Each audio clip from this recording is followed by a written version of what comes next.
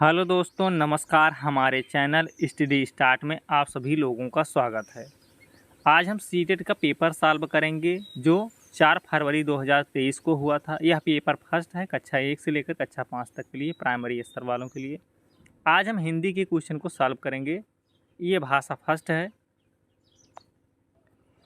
इसमें पैसेज से 15 क्वेश्चन आते हैं, जिसमें 2 पैसेज होता है। 15 क्वेश्चन पैडागोजी से आता है, जो 15 क्वेश्चन होता है। दोनों मिलाकर 30 क्वेश्चन हिंदी से आते हैं।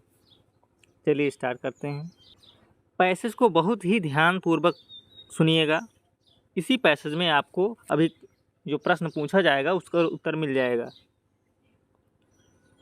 निर्देश: निम्नलिखित गद्यांश को पढ़कर पूछे गए प्रश्नों 1 से 9 के सबसे उपयुक्त उत्तर वाले विकल्प को चुनिए। पैसेज को हम देखते हैं। डार्विन का कहना था कि जीवन एक लगातार संघर्ष है। डार्विन कहते हैं कि जीवन जो है एक लगातार संघर्ष है। जीवन और प्रकृति के बीच इस संघर्ष, इस महाभारत में वही बचेगा जो बुद्धिमान और शरीर से सबसे अधिक सबल और सक्षम होगा।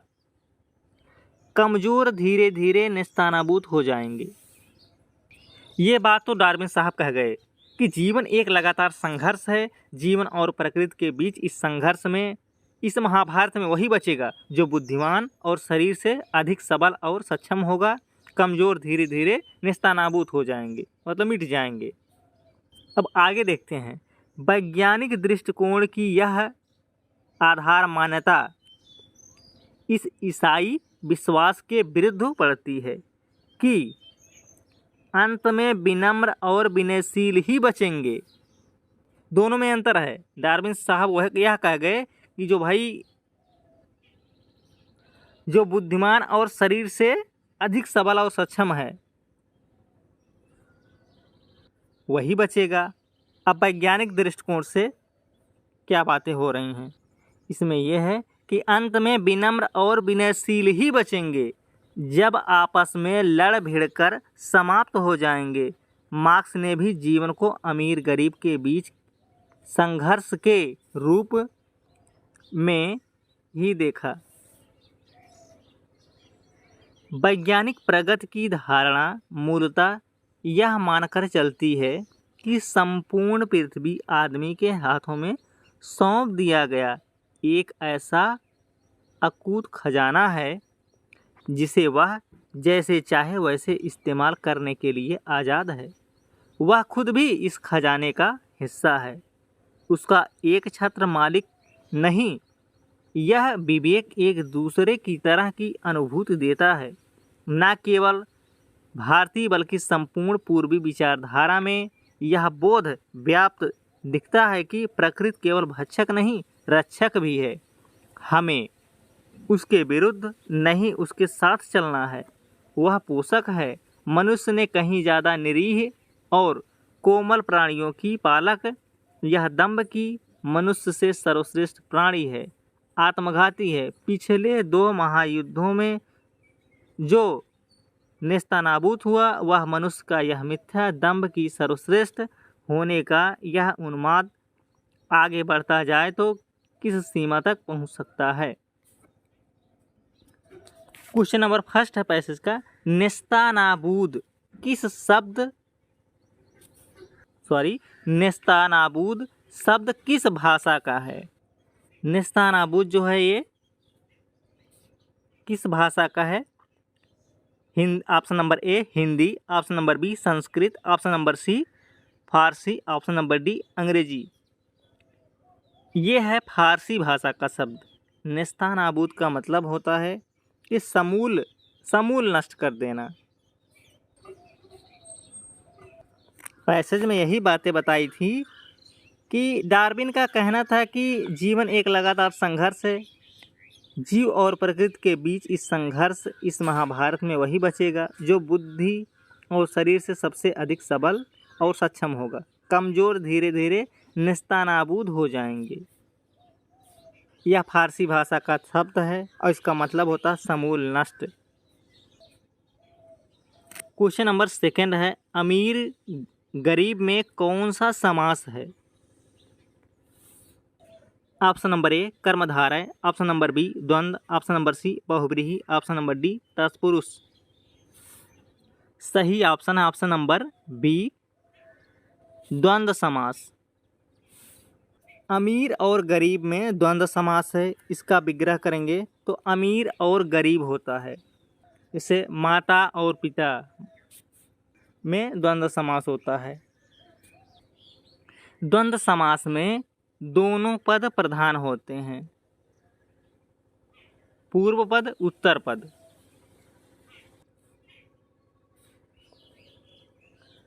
क्वेश्चन नंबर 3 है अनकूत खजाना वाक्यांश में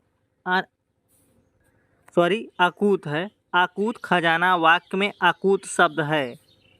जैसे वैसे हम लोगों के लैंग्वेज में बोल देते हैं अनकूत, तो वही चीज़ है कि असीमित। आकूत का मतलब होता है असीमित। तो यहाँ पर आकूत खजाना वाक्य में आकूत शब्द का मतलब है कि यह विशेषता बता रहा है असीमित किसी चीज़ को, जिसे जाना समझा नापा तौला ना जा सके। पैसेज में दिया था कि पृथ्वी आदमी के हाथों में सौंप दिया गया है। यह एक अकूत खजाना है जिसे वह जैसे चाहे वैसे इस्तेमाल करने के लिए आज़ाद है। यहाँ पर ऑप्शन नंबर सी सही होगा, विशेषण।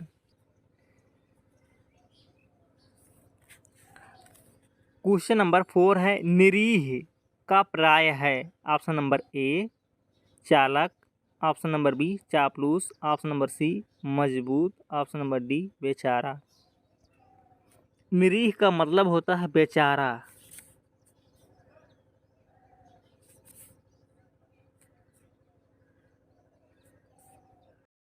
क्वेश्चन नंबर 5 है डार्विन का विचार है कि जीवन एक लगातार संघर्ष है। ऑप्शन नंबर ए बुद्धि और शरीर के बीच, ऑप्शन नंबर बी जीव और प्रकृति के बीच, ऑप्शन नंबर सी है अमीर और गरीब के बीच, ऑप्शन नंबर डी है विनम्र और जबर के बीच। चलिए हम पैसेज में देखते हैं। डार्विन का कहना था कि जीवन एक लगातार संघर्ष है। जीवन और प्रकृति के बीच इस संघर्ष इस महाभारत में वही बचेगा जो बुद्धिमान और शरीर से सबसे अधिक सबल और सक्षम होगा। क्वेश्चन क्या था? क्वेश्चन यह था कि डार्विन का विचार है कि जीवन एक लगातार संघर्ष है, बुद्धि और शरीर के बीच, जीव और प्रकृति के बीच, अमीर और गरीब के बीच, विनम्र और जबर के बीच। तो हमारा उत्तर यही मिल जा रहा है, बुद्धि और शरीर के बीच। क्वेश्चन नंबर 6 है 6 डार्विन का विचार ईसाई के मत के विरुद्ध है, पक्ष में है, ना पक्ष में है ना विरुद्ध है, समतुल्य है। ऑप्शन नंबर ए दिया है विरुद्ध है, ऑप्शन नंबर बी पक्ष में है, ऑप्शन नंबर सी ना पक्ष में है ना विरुद्ध है, ऑप्शन नंबर डी समतुल्य है। चलिए हम पैसेज में देखते हैं क्या है। डार्विन का कहना था कि जीवन एक लगातार संघर्ष है, जीव और प्रकृति के बीच इस संघर्ष इस महाभारत में वही बचेगा जो बुद्धि और शरीर से सबसे अधिक सबल और सक्षम होगा। कमज़ोर धीरे धीरे नेस्तनाबूद हो जाएंगे। वैज्ञानिक दृष्टिकोण की यह आधार मान्यता इस ईसाई विश्वास के विरुद्ध पड़ती है। अंत में विनम्र और विनयशील ही बचेंगे। जबर आपस में लड़ भिड़कर समाप्त हो जाएंगे। मार्क्स ने भी जीवन को अमीर गरीब के बीच संघर्ष के रूप में देखा। तो डार्विन कह रहे हैं कि जिसके पास बुद्धि और शरीर से शक्तिशाली होगा वही बचेगा, कमज़ोर व्यक्ति मिट जाएंगे। वैज्ञानिक दृष्टिकोण के अनुसार ऐसा नहीं है। वो ये बता रहे हैं कि जो विनम्र और विनयशील है वही बचे रहेंगे, जबर जो है आपस में लड़ भिड़कर समाप्त हो जाएंगे। क्वेश्चन नंबर 7 है वैज्ञानिक प्रगति की धारणा में प्रकृति मनुष्य के लिए। ऑप्शन नंबर ए है अकूत खजाना है, ऑप्शन नंबर बी है एकाधिकार पूर्ण अकूत खजाना है, ऑप्शन नंबर सी है वह इस खजाने का हिस्सा है। ऑप्शन नंबर डी है उसका एक छत्र मालिक नहीं है। चलिए पैसेज में देखते हैं। वैज्ञानिक प्रगति की धारणा मूलतः यह मानकर चलती है कि संपूर्ण पृथ्वी आदमी के हाथों में सौंप दिया गया एक ऐसा अकूत खजाना है जिसे वह जैसे चाहे वैसे इस्तेमाल करने के लिए आज़ाद है। हमारा सही ऑप्शन है ऑप्शन नंबर बी, एकाधिकार पूर्ण अकूत खजाना है। क्वेश्चन नंबर 8 है 8, भारतीय विचारधारा में प्रकृति संबंधी कौन सी धारणा सही नहीं है। ऑप्शन नंबर ए, वह केवल भक्षक नहीं रक्षक भी है। ऑप्शन नंबर बी है वह विरुद्ध नहीं साथ भी है। ऑप्शन नंबर सी, वह मनुष्य के साथ साथ निरीह प्राणियों की पोषक है। ऑप्शन नंबर डी, वह मनुष्य से सतत संघर्षरत है। पूछा है कि भारतीय विचारधारा में प्रकृति संबंधी कौन सी धारणा सही नहीं है। ऑप्शन नंबर डी सही नहीं है, वह मनुष्य से सतत संघर्षरत है। क्वेश्चन नंबर 9 है मनुष्य के सर्वश्रेष्ठ प्राणी होने का दंभ है ने। ऑप्शन नंबर ए, उसके आत्मविश्वास को बढ़ाया। ऑप्शन नंबर बी, प्रकृति पर अधिकार जमाया। ऑप्शन नंबर सी, 2 महायुद्धों के लिए उसे उत्तरदायी बनाया है। ऑप्शन नंबर डी, उसे सर्वश्रेष्ठ बनाया है। पैसेज में देखते हैं। मनुष्य ने कहीं ज़्यादा निरीह और कोमल प्राणियों की पालक यह दंभ की मनुष्य से सर्वश्रेष्ठ प्राणी है, आत्मघाती है। पिछले 2 महायुद्धों में जो नेस्तनाबूद हुआ वह मनुष्य का यह मिथ्या दंभ की सर्वश्रेष्ठ होने का यह उन्माद आगे बढ़ता जाए तो किस सीमा तक पहुंच सकता है। 2 महायुद्धों में जो नेस्तनाबूद हुआ। सही ऑप्शन है ऑप्शन नंबर सी, 2 महायुद्धों के लिए उसे उत्तरदायी बनाया है। पैसेज नंबर 2 चलिए हम सॉल्व करते हैं। निर्देश है निम्नलिखित काव्यांश को पढ़कर पूछे गए प्रश्नों 10 से 15 के सही सबसे उपयुक्त उत्तर वाले विकल्प को चुनिए। इतना डर है कि बिखरा हुआ है कि मन में आता है तुम्हें, बीच के अंतर मन में छिपे अंकुर सा अपने भीतर पालूं, तब तक जब तक कि तुम पूर्ण पेड़ ना हो जाओ। पर फिर लगता है कि क्या तब तुम झेल सकोगी। धूप के ताए, हवा के थपेड़े, बिजली के गर्जन तर्जन को क्या जमा सकोगी अपने पांव पृथ्वी पर मजबूती से। डर कर भी बिटिया इतना तो जान चुकी हूँ अपने दम पर कि तुझे बीज की तरह उगना पड़ेगा अपने बूते ही, अपने हिस्से की धूप हवा और नमी पर हक जमाते। इस पैसेज में एक माँ अपनी बेटे के लिए कितना प्यार होता है वही बताया गया है। चलिए क्वेश्चन को स्टार्ट करते हैं। क्वेश्चन नंबर 10 है अंतर मन में कौन सी संधि है।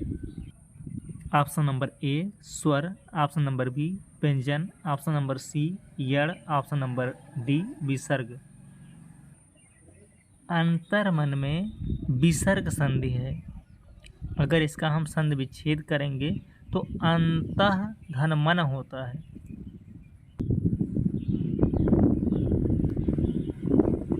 अंतः धन मन हमारा सही ऑप्शन हो जाएगा डी। क्वेश्चन नंबर 11 गर्जन तर्जन में कौन सा समास है। ऑप्शन नंबर ए द्वंद्व, ऑप्शन नंबर बी तत्पुरुष, ऑप्शन नंबर सी बहुव्रीहि, ऑप्शन नंबर डी कर्मधारय। सही ऑप्शन है ऑप्शन नंबर ए द्वंद्व समास। द्वंद्व समास में दोनों पद प्रधान होते हैं। सबसे मूल पहचान होती है दोनों के बीच हाइफन लगा होता है, जैसे गर्जन तर्जन, इसके बीच हाइफन लगा होता है। दो शब्दों के बीच अगर हाइफन लगा है तो वहाँ द्वंद्व समास होगा अधिकतर। जैसे माता पिता में भी द्वंद्व समास होता है, दोनों पद प्रधान होते हैं, वैसे गर्जन तर्जन में द्वंद्व समास है। हाइफन दो वर्ड को जोड़ने का काम करता है, उन दो शब्दों को जोड़ने का काम करता है। क्वेश्चन नंबर 12 धूप, हवा और नमी प्रतीक हैं।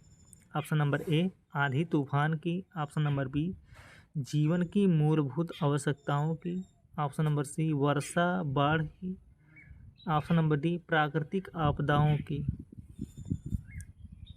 सही ऑप्शन है ऑप्शन नंबर बी जीवन की मूलभूत आवश्यकताओं की, क्योंकि जीवन जीने के लिए धूप भी चाहिए, हवा भी चाहिए और पानी चाहिए। नमी, हवा, धूप और नमी जीवन की मूलभूत आवश्यकताओं का प्रतीक है। क्वेश्चन नंबर 13 कविता में बीज जो है प्रतीक है। बीज प्रतीक है ऑप्शन नंबर ए संघर्ष का, ऑप्शन नंबर बी साहस का, ऑप्शन नंबर सी स्त्री की अदम्य जिज्ञासा और उत्पादकता का, ऑप्शन नंबर डी है डर का। चलिए हम पैसेज में देखते हैं।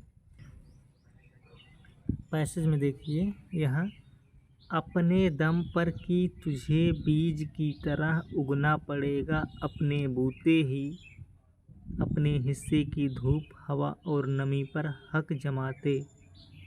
यहाँ बीज का मतलब है कि स्त्री की अदम्य जिज्ञासा और उत्पादकता का।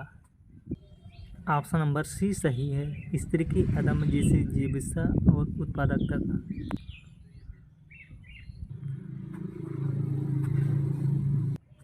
क्वेश्चन नंबर 14 जब तक कि तुम पेड़ ना हो जाओ, पंक्ति में पेड़ हो जाना सूचक है। ऑप्शन नंबर ए माँ का बेटी के प्रति अस्वास्थ्य का, ऑप्शन नंबर बी है माँ का बेटी के प्रति उपेक्षा का, ऑप्शन नंबर सी है माँ का बेटी के प्रति करुणा का, ऑप्शन नंबर डी है माँ का बेटी के प्रति अधिकार का। चलिए हम पैसेज में देखते हैं। पैसेज में है कि इतना डर है कि बिखरा हुआ कि मन में आता है तुम्हें बीच के अंतर मन में छिपे अंकुर सा अपने भीतर पालूं तब तक जब तक कि तुम पूर्ण पेड़ ना हो जाओ। पर फिर लगता है कि तुम क्या तब तुम झेल सकोगी। इसका अर्थ है कि पेड़ हो जाने का मतलब माँ का बेटी के प्रति अस्वास्थ्य का सूचक है। ऑप्शन नंबर ए सही है, जब तक कि तुम पेड़ ना हो जाओ, पंक्ति में पेड़ हो जाना माँ का बेटी के प्रति अस्वास्थ्य का सूचक है। क्वेश्चन नंबर 15 है प्रस्तुत कविता। ऑप्शन नंबर ए समाज का बेटियों के प्रति उपेक्षा की कहानी है। ऑप्शन नंबर बी समाज का बेटियों के प्रति स्नेह को दर्शाती है। ऑप्शन नंबर सी है समाज का बेटियों के प्रति तिरस्कार की बात करती है। ऑप्शन नंबर डी है समाज का बेटियों के प्रति शोषण, उपेक्षा और तिरस्कार से उपजी है। ऑप्शन नंबर डी सही है, प्रस्तुत कविता में समाज का बेटियों के प्रति शोषण, उपेक्षा और तिरस्कार से उपजी है। अब स्टार्ट होता है पैडागोजी के क्वेश्चन। निम्नलिखित में से किस भाषा को अध्यापक की मदद से औपचारिक स्थितियों में सीखा जाता है? ऑप्शन नंबर ए प्रथम भाषा, ऑप्शन नंबर बी द्वितीय भाषा, ऑप्शन नंबर सी गृह भाषा, ऑप्शन नंबर डी मातृभाषा। सही ऑप्शन है ऑप्शन नंबर बी द्वितीय भाषा। द्वितीय भाषा। द्वितीय भाषा को अध्यापक की मदद से औपचारिक स्थितियों में सीखा जाता है। क्वेश्चन नंबर 17 रचनावादी उपागम संप्रेषणात्मक उपागम से इस मायने में भिन्न है कि यह मुख्यतः ऑप्शन नंबर ए अर्थ पर बल देता है और अपेक्षा करता है कि नियम प्रक्रिया के दौरान सीखे जाएं। ऑप्शन नंबर बी है नियमों पर बल देता है और अपेक्षा करता है कि अर्थ प्रक्रिया के दौरान समझे जाएं। ऑप्शन नंबर सी है नियमों के प्रयोग और ज्ञान पर बल देता है। ऑप्शन नंबर डी है ड्रिल और आदत निर्माण पर बल देता है। सही ऑप्शन है ऑप्शन नंबर ए अर्थ पर बल देता है और अपेक्षा करता है कि नियम प्रक्रिया के दौरान सीखे जाएं। रचनावादी उपागम संप्रेषणात्मक उपागम से इस मायने में भिन्न है कि यह मुख्यतः अर्थ पर बल देता है और अपेक्षा करता है कि अर्थ प्रक्रिया के दौरान सीखे जाएं। क्वेश्चन नंबर 18 किसके अंतर्गत लोगों को सुझाव देने के बजाय सीधे सीधे कहा जाता है कि उन्हें क्या करना चाहिए? ऑप्शन नंबर ए रचनात्मक उपागम, ऑप्शन नंबर बी आदेशात्मक उपागम, ऑप्शन नंबर सी वर्णात्मक उपागम, ऑप्शन नंबर डी रचनात्मक उपागम। सही ऑप्शन है ऑप्शन नंबर बी आदेशात्मक उपागम। आदेशात्मक उपागम के अंतर्गत लोगों को सुझाव देने के बजाय सीधे सीधे कहा जाता है कि उन्हें क्या करना चाहिए। क्वेश्चन नंबर 19 जब आप किसी अभ्यास में या सामग्री में शिक्षार्थियों की आवश्यकता अनुसार आवश्यक परिवर्तन करते हैं तो इसे क्या कहा जाता है? ऑप्शन नंबर ए अभिग्रहण, ऑप्शन नंबर बी अनुकूलन, ऑप्शन नंबर सी मूल्यांकन, ऑप्शन नंबर डी समीक्षा। सही ऑप्शन है ऑप्शन नंबर बी अनुकूलन। जब आप किसी अभ्यास में या सामग्री में शिक्षार्थियों की आवश्यकता अनुसार आवश्यक परिवर्तन करते हैं तो इसे अनुकूलन ही कहा जाता है। क्वेश्चन नंबर 20 योगात्मक आकलन। ऑप्शन नंबर ए निदानात्मक और उपचारात्मक है, ऑप्शन नंबर बी है विद्यार्थियों को प्रभावशाली प्रतिपुष्टि देता है, ऑप्शन नंबर सी है शिक्षार्थियों की सक्रिय सहभागिता को स्वीकारता है, ऑप्शन नंबर डी है शिक्षार्थियों के अधिगम और निष्पादन के बारे में निर्णय लेने के लिए प्रयुक्त किया जाता है। सही ऑप्शन है ऑप्शन नंबर डी शिक्षार्थियों के अधिगम और निष्पादन के बारे में निर्णय लेने के लिए प्रयुक्त किया जाता है।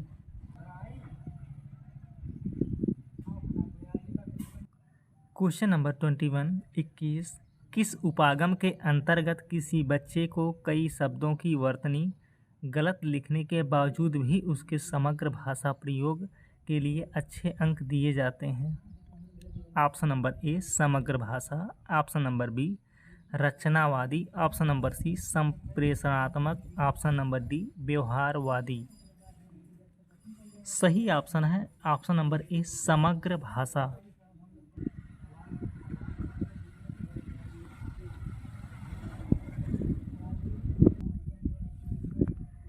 समग्र भाषा उपागम के अंतर्गत किसी बच्चे को कई शब्दों की वर्तनी गलत लिखने के बावजूद भी उसके समग्र भाषा प्रयोग के लिए अच्छे अंक दिए जाते हैं। क्वेश्चन नंबर 22 जब हम किसी विशिष्ट सूचना को जानने के लिए कोई पाठ्य सामग्री पढ़ते हैं तो यह किस प्रकार का पठन कहलाता है? ऑप्शन नंबर ए है सरसरी तौर पर पठन, ऑप्शन नंबर बी है बारीकी से पठन। ऑप्शन नंबर सी है एक्सट्रापोलेशन, पाठ के बाहर जाना। ऑप्शन नंबर डी विश्लेषण। इसका सही ऑप्शन है ऑप्शन नंबर बी बारीकी से पठन। जब हम किसी विशेष सूचना को जानने के लिए कोई पाठ्य सामग्री पढ़ते हैं तो यह बारीकी से पठन का प्रकार कहलाता है। क्वेश्चन नंबर 23 दो उत्पादक भाषा कौशलों में कौन से कौशल शामिल हैं? ऑप्शन नंबर ए पठन और लेखन। ऑप्शन नंबर बी श्रवण और वाचन। ऑप्शन नंबर सी श्रवण और पठन। ऑप्शन नंबर डी है वाचन और लेखन। ऑप्शन नंबर डी सही है वाचन और लेखन। वाचन और लेखन दो उत्पादक भाषा कौशल हैं, जबकि श्रवण और पठन गृह्णात्मक कौशल हैं। क्वेश्चन नंबर 24 प्रथम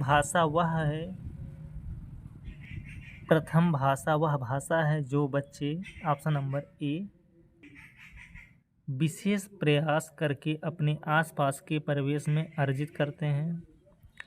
ऑप्शन नंबर बी बिना विशेष प्रयास किए अपने आसपास के परिवेश से अर्जित करते हैं। ऑप्शन नंबर सी है औपचारिक स्थितियों में सीखते हैं। ऑप्शन नंबर डी है औपचारिक स्थितियों में अर्जित करते हैं। सही ऑप्शन है ऑप्शन नंबर बी बिना विशेष प्रयास किए अपने आसपास के परिवेश से अर्जित करते हैं। प्रथम भाषा वह भाषा है जो बच्चे बिना विशेष प्रयास किए अपने आसपास के परिवेश से अर्जित करते हैं। क्वेश्चन नंबर 25 निम्नलिखित में से कौन सा ध्वनि का उत्पादन और बोध है? ऑप्शन नंबर ए स्वर विज्ञान। ऑप्शन नंबर बी आकृति विज्ञान। ऑप्शन नंबर सी स्वानिकी। ऑप्शन नंबर डी वाक्य विन्यास। सही ऑप्शन है ऑप्शन नंबर सी स्वानिकी। स्वानिकी या स्वन विज्ञान भाषा विज्ञान की वह शाखा है जिसके अंतर्गत ध्वनि का उत्पादन और बोध होता है। क्वेश्चन नंबर 26 निम्नलिखित में से कौन सा श्रव्य भाषिक ड्रिल का अंश नहीं है? ऑप्शन नंबर ए विद्यार्थी आदर्श भाषा सुनते हैं। ऑप्शन नंबर बी है विद्यार्थी संवाद की प्रत्येक पंक्ति दोहराते हैं। ऑप्शन नंबर सी है विद्यार्थी व्याकरणिक नियमों पर ध्यान देते हैं। ऑप्शन नंबर डी है विद्यार्थी ड्रिल प्रतिरूपों में विकल्प का अभ्यास करते हैं। ऑप्शन नंबर सी सही है विद्यार्थी व्याकरणिक नियमों पर ध्यान देते हैं। विद्यार्थी व्याकरणिक नियमों पर ध्यान देते हैं यह श्रव्य भाषिक ड्रिल का अंश नहीं है।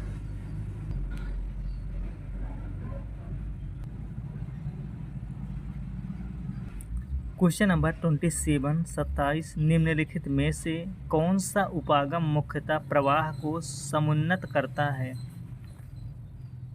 ऑप्शन नंबर ए संरचनात्मक उपागम। ऑप्शन नंबर बी संप्रेषणात्मक उपागम। ऑप्शन नंबर सी व्यवहारवादी उपागम। ऑप्शन नंबर डी समग्र भाषा उपागम। सही ऑप्शन है ऑप्शन नंबर बी संप्रेषणात्मक उपागम। संप्रेषणात्मक उपागम मुख्यतः प्रवाह को समुन्नत करता है। क्वेश्चन नंबर 28 निम्नलिखित में से कौन सी गतिविधि अर्थ आधारित गतिविधि के अंतर्गत नहीं आएगी? ऑप्शन नंबर ए पाठ के साथ अंतःक्रिया करना। ऑप्शन बी पूर्व ज्ञान का इस्तेमाल करना। ऑप्शन नंबर सी पठन और फिर उसी का वृत्तांत दूसरे के सामने सुनना। ऑप्शन नंबर डी प्रत्येक शब्द को पढ़ना। सही ऑप्शन है ऑप्शन नंबर डी प्रत्येक शब्द को पढ़ना। प्रत्येक शब्द को पढ़ना यह गतिविधि अर्थ आधारित गतिविधि के अंतर्गत नहीं आएगी।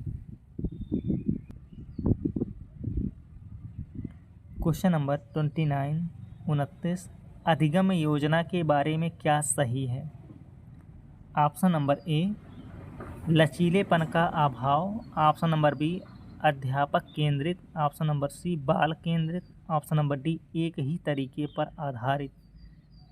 सही ऑप्शन है ऑप्शन नंबर सी बाल केंद्रित। अधिगम योजना बाल केंद्रित होनी चाहिए। क्वेश्चन नंबर 30 गलतियों का विश्लेषणात्मक अध्ययन क्या कहलाता है? ऑप्शन नंबर ए त्रुटि विश्लेषण, ऑप्शन नंबर बी तुलनात्मक विश्लेषण, ऑप्शन नंबर सी वाक्य विश्लेषण, ऑप्शन नंबर डी शब्द विश्लेषण। सही ऑप्शन है ऑप्शन नंबर ए त्रुटि विश्लेषण। गलतियों का विश्लेषणात्मक अध्ययन त्रुटि विश्लेषण कहलाता है।